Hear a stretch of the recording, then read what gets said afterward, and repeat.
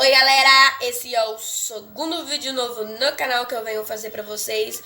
O tema é sobre a minha ansiedade, sobre o que aconteceu com meu pai e o que vem acontecendo comigo, que várias pessoas têm curiosidade de saber.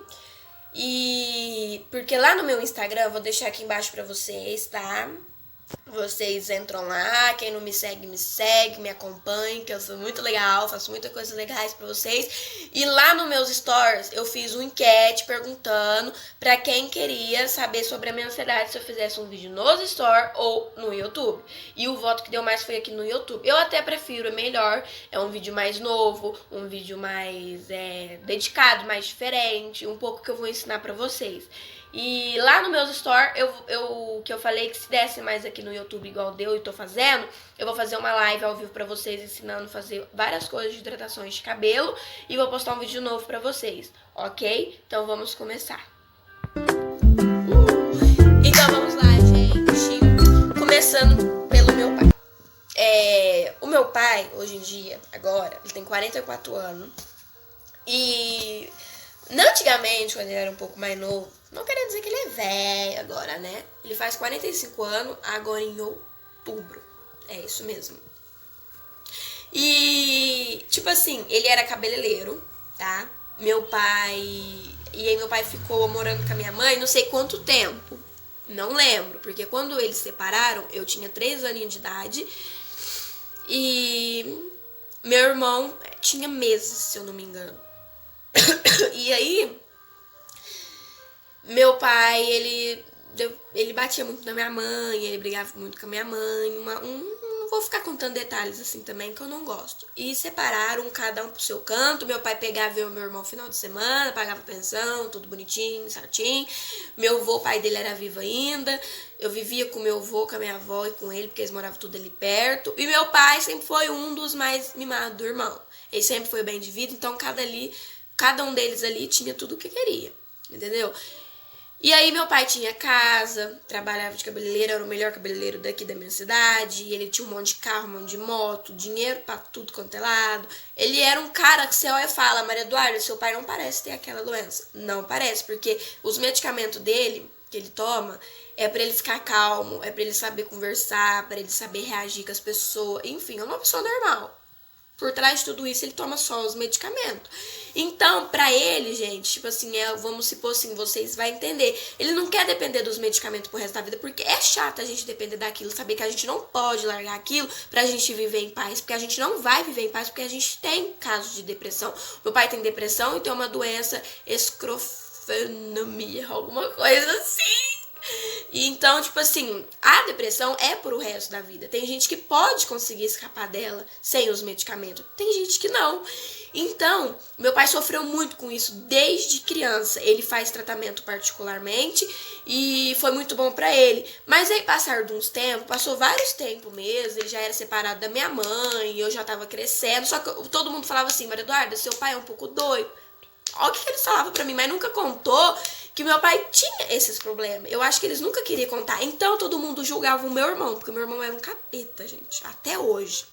Falava assim, o Renan vai ser igual o pai, o Renan não vai ter juízo, não sei o que, não sei o que, e nunca falaram de mim. Hoje em dia, eu sou o xerox do meu pai. O meu irmão é calmo, o meu irmão sabe, meu irmão é trancos da vida, meu irmão não tem nada. Eu já sou igual ao meu pai, eu puxei pro meu pai, eu sou nervosa, sou briguenta, eu tenho problemas de ansiedade igual meu pai, eu só não tenho a doença igual ele. Graças a Deus, salvei nisso. Então, tipo assim, a gente é uma pessoa boa, mas a gente tem esses casos que não tem como sobreviver com isso naturalmente. Então, passar a tempos, o meu avô era vivo ainda e meu pai já tinha parado de trabalhar com o salão. E o irmão dele é cabeleireiro, então, particularmente, todos os fregueses do meu pai foi pro meu tio, né? Meu tio faz até sucesso cortando cabelo, porque ele também corta muito bem. E meu pai vendeu a casa, perdeu o salão de beleza, perdeu tudo que ele tinha, graças que ele tinha o meu avô ali ainda para ajudar ele. Mas, depois, com o tempo, meu avô morreu e meu pai já tava biruto da cabeça. Ele tinha parado de tomar os medicamentos, tempo. E minha avó aguentando, minha avó passava sempre a mão na cabeça. E tipo assim, ele já tava ruim quando meu avô faleceu e eu fui no velório, porque eu vou ser sincera, eu gostava muito do meu avô, gosto muito da minha avó, que ela tá no asilo, eu vou ver ela, porque a minha prima que cuidava dela, que era enfermeira, engravidou, então não tem como ficar cuidando. E dá muito trabalho, porque ela fica de cadeira de roda, que ela quebrou o ferro. Então, eu gosto deles, tenho um carinho, sim, só que eu não tenho aquele amor igual eu tenho na minha avó, parte de mãe, no meu avô, parte de mãe, que eu sou mais grudada. Eu sou muito assim, a família do meu pai, nós é muito frio, sabe? Então, tipo assim, ele faleceu, eu fiquei triste, mas no velório eu chorei por causa que eu tava sem conversar com meu pai. E meu pai tava acabado, sabe?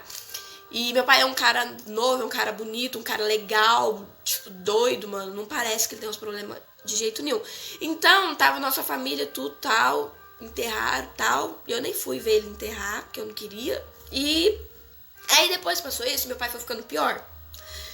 Tadinho, né? Porque ele tava perdendo tudo. Aí ele tem uma tia dele, irmã da minha avó, que muito assim, bem de vida, coitada, ajudou muito meu pai, deu uma mão pro meu pai, senão era pra ele estar morando na rua, né? Quem diria que meu pai ia chegar nisso, mas eu acho que meu pai também pagou muito pelo que fez. Meu pai também não é flor que se cheira de jeito nenhum. E cuidou muito bem dele, só que aí chegou num dia.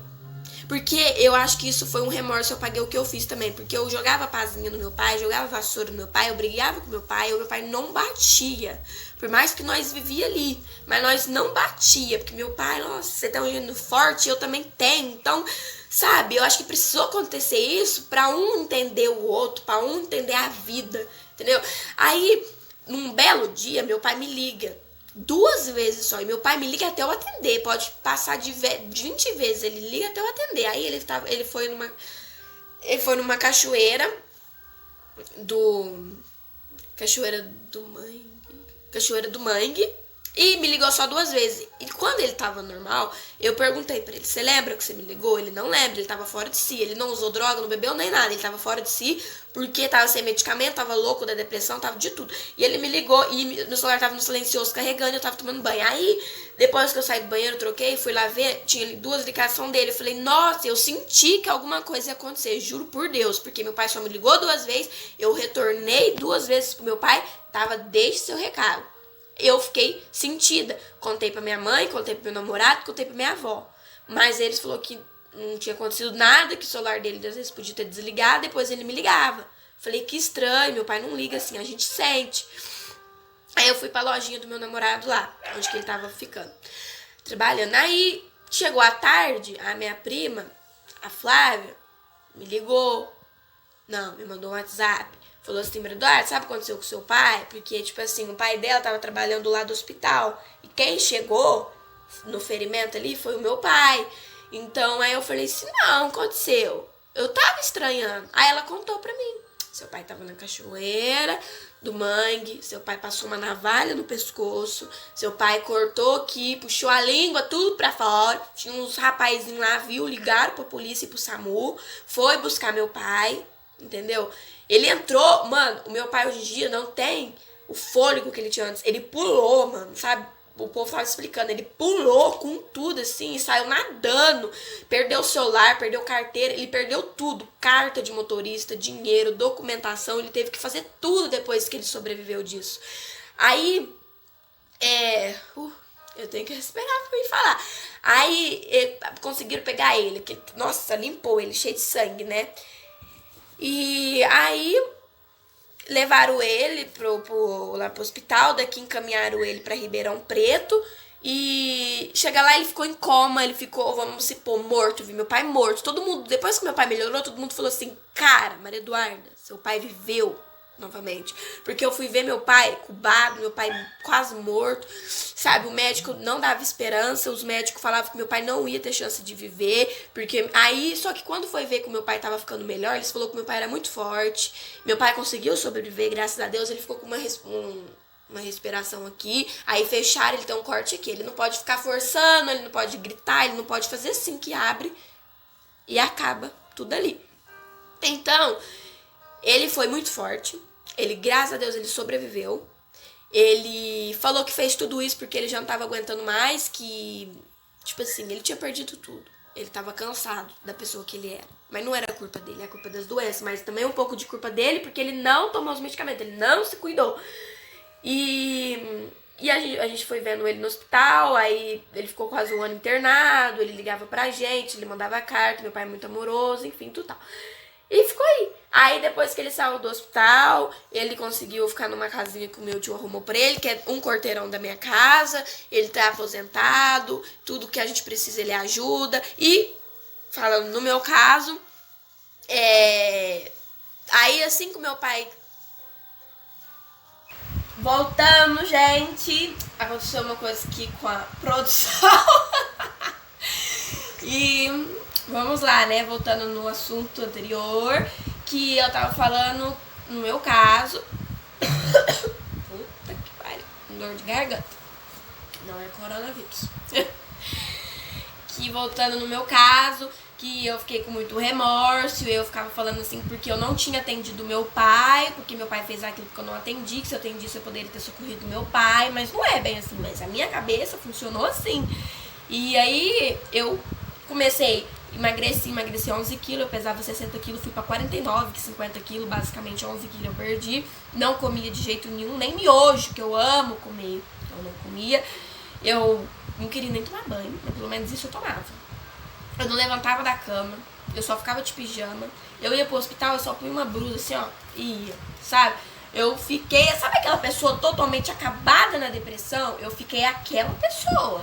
Eu batia no meu namorado, eu avançava na minha mãe, mas não é porque eu queria, é porque eu estava atacada. Eu queria descontar aquilo em alguém, mas não era por maldade. E se eu descontasse em mim, eu ia fazer uma coisa de pior, porque eu batia a minha cabeça em parede, em ferro. Eu não tenho vergonha de falar, porque cada pessoa passou por uma vida altos e baixos, por uma fase ruim. E eu tô passando. E como eu quero ser uma youtuber, eu quero ser uma blogueira, eu quero expor a minha vida com vocês, eu tenho que falar. Então eu não tenho vergonha de quem vai me julgar, de quem vai rir. Enfim, eu tô foda-se. Porque além disso, eu consegui recuperar. Graças a Deus eu tenho uma família do meu lado, eu tenho uma vida boa, eu não preciso ficar me lamentando igual muitas pessoas. Que depois disso também muitas pessoas olhou e falou: cara, Maria Eduarda, não imaginava que você ia chegar nisso. Por quê? Eu sempre fui alegre, sempre fui divertida, eu nunca tive pensamentos negativos pra isso. Mas eu acho que a vida me ensinou isso pra ver que tem tempos ruins na vida da gente, que tem tristeza, porque eu não sabia que era isso.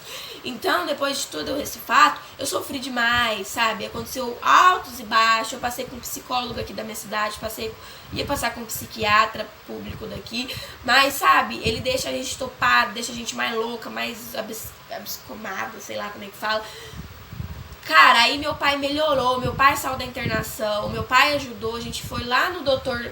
De Kelly, lá de Ribeirão Preto, eu acho que vocês devem conhecer, estendeu a mão pra caralho pra mim, eu paguei 650, só que nas outras retornações que eu tive com ele, eu não precisei ficar pagando, eu tive minha psicóloga com ele, eu tive o psiquiatra que foi com ele passou medicamento, eu comprei, sabe, eu tinha os números dele, eu podia ligar se eu me sentisse mal, porque mesmo de longe eles iam me atender, eles iam me ajudar.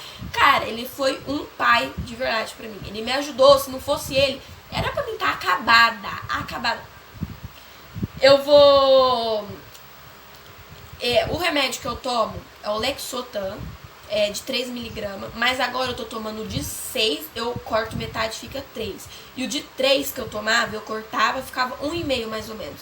Ele é pra acalmar a ansiedade, pra tirar nervosismo e pra dormir, porque nem dormindo eu tava, sendo que eu durmo pra caralho. E eu tomo clomipramina de 25mg, eu tomava ele partido, mas não adiantou, eu tomo inteiro. Eu tomo ele um dia sim, um dia não, 11 horas da manhã, e o Lexotan também às 9 horas da noite. Eu tomava meio-dia, mas eu parei porque eu estava muito desanimada. E é isso. E graças a Deus, esse médico, né, esse psiquiatra, esse remédio me ajudou. Depois de uns 2 dias mais ou menos que eu tomei esses medicamentos, eu me senti pra cima, porque eu tava com a autoestima pra baixo, eu chorava demais, eu tava com muita paranoia na cabeça, muita obsessão, coisa ruim, coisa pior que uma depressão, ansiedade atacada.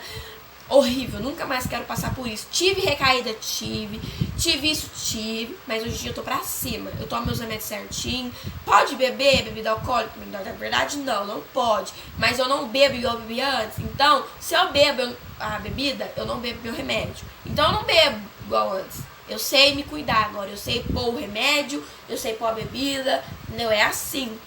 E não atrapalha a gente viver, não atrapalha a gente fazer nada, cara. Que se eu quiser beber, ficar trilouca ali, eu posso. No outro dia eu tomo remédio normalmente. Corta é feio? Ah, depende. Se você é recente no medicamento, sim. Se você já é bem acostumado, não corta tanto. Vai fazer 1 ano que eu tomo. É bem recente ainda. E é isso. Eu queria até me internar, mas eu não me internei. Não matava os médicos. Tá louca? Aí hoje, graças a Deus, eu sou a pessoa que eu era, mas eu não sou totalmente, a gente muda em certas partes, entendeu? Hoje eu sou mais calma, às vezes. Sabe? Então é assim, ó, pode vir 10 pessoas com 10 revólver na minha cabeça, apontar na minha cabeça. Eu não tenho medo, filha. Vem, me mata. A ansiedade faz isso com a gente, a depressão faz isso com a gente. Eu já era louca, eu piorei. Só que hoje em dia eu sei me colocar no meu lugar, eu sei ter paciência, sei ter mais maturidade. Os professores que eu brigava na escola, que eu jogava com a carteira em cima, hoje em dia eles me adoram. Antigamente eles me odiavam, porque eu era muito chata. Hoje em dia, meus remédios me ajudou demais. Eu agradeço que eu comecei a namorar, que meu namorado me mudou demais, porque eu não tinha juízo de jeito nenhum, que eu era sem condições, sem comentários de falar. Eu falo assim, que foi até bom eu ter passado por essa fase, porque me ajudou muito. E eu levei de lição pra vida e ensino isso de lição pra vocês. Se vocês aí têm amigo, pessoas da família, seus filhos, o que for, estende a mão, porque não é brincadeira. Se não fosse o meu pai que fez o que fez, mas me ajudou, se não fosse a minha mãe, o meu namorado, não fosse a minha família, eu não tinha amiga do meu lado não, velho. Não tinha mesmo não, só foi ex que me ajudou. Sabe, porque eu passei altas e altas horas de madrugada, à noite, dando trabalho, tá? Aquele trabalhão mesmo. E graças a Deus hoje eu estou disposta a ajudar quem precisa e eu tô muito bem, sabe? Tenho minhas recaídas, mas eu converso, eu me levanto pra cima, porque eu era de guardar e eu sofria mais e não pode ser assim. E é isso, eu também não aceitava querer tomar medicamento, porque eu achava que não ia ser uma pessoa normal, mas a gente é normal sim. Eu não vou precisar tomar pro resto da vida, por isso que eu me cuido agora, porque se eu precisar eu vou tomar, mas eu tomo agora, porque chegar lá na frente eu falo, cara, eu consegui, eu não preciso depender disso, porque depender de medicamento, cara, ninguém merece, não é bom, ninguém quer, mas a gente precisa, é a vida da gente.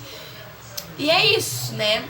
E eu tô contando aqui porque me pediram e eu preciso comentar, porque toda vez eu falo, nossa, minha ansiedade atacou, nossa, gente. E as pessoas sempre ficam sem entender, cara, como é que você teve isso? Porque a mãe do meu pai nasceu com problemas de depressão, então da geração dela foi pro meu pai, do meu pai veio pra mim, sabe? Mas eu e meu pai, assim, é muito bom. Se for pra tirar meu coração, pra te dar, nós tira. Mas se for pra tirar de você, nós arranca sem dó. Porque nós é bom, mas nós sabe ser ruim também. Entendeu? Então, gente, se vocês quiserem com mais dúvida, põe no comentário que eu respondo pra vocês. Eu ia mostrar meus medicamentos, mas não tá aqui comigo, que eu não tô em casa, beleza? Mas quando eu te fazer outro vídeo, eu vou lembrar, sim, vou mostrar meus medicamentos pra vocês ver o tamanho, pra vocês verem a qualidade dele. E é isso, me segue lá no Instagram, que eu vou deixar pra vocês aqui. Me divulguem, curtam, se inscrevam, que vai me ajudar bastante. Vou postar vídeo aqui toda terça e sexta-feira a partir das 6 horas. E vou fazer tudo organizadinho pra vocês. E é isso aí, espero que gostem. Um beijão, é nóis!